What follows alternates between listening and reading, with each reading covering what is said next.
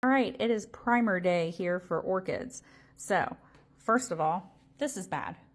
When you buy this at the store, that's what they look like. They're in that awful, ugly moss that dries out and turns brown and holds too much water and rots the roots of your orchid. And then they also have this, and it has terrible drainage, and that's why that holds water and rots your orchids. So, that's bad, but this is good.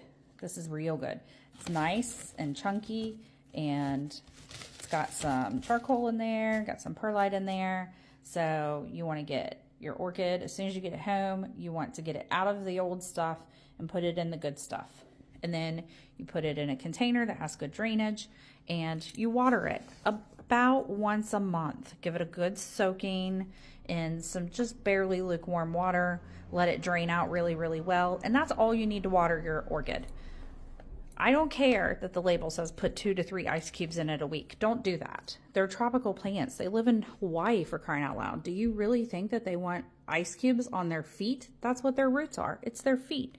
Do you really like to have ice cubes on your feet? I don't. So I'm just going to assume that my orchids also hate it. So all you need to do about once a month is water it really good. Let it drain out really well, and you're good to go. That's all you really need to do to keep your orchid alive. Now, do you want it to rebloom? Of course we do, because it's gorgeous. Why wouldn't you want to rebloom? So, it needs a drastic temperature change to trigger reblooming. So, these will all die back. We will cut the stem all the way down once it dries out and turns brown. And then we're going to put this outside in the nice warm weather. So in Cincinnati, by about like mid-June, these go outside for me. I keep them in a nice shaded area that still has some, bright light. It's not like a deep shade. And then when it starts getting about 40, 45 at night, I leave it outside for a little bit in a protected space. And then after a couple of weeks of those lower temperatures at night, I bring them in. And guess what? They're like, oh my gosh, I have a temperature change. I'm going to throw up these beautiful blooms. And you'll start seeing them throw these stems back out. So that's how you get them to rebloom. So let's recap. This is bad. Don't do this.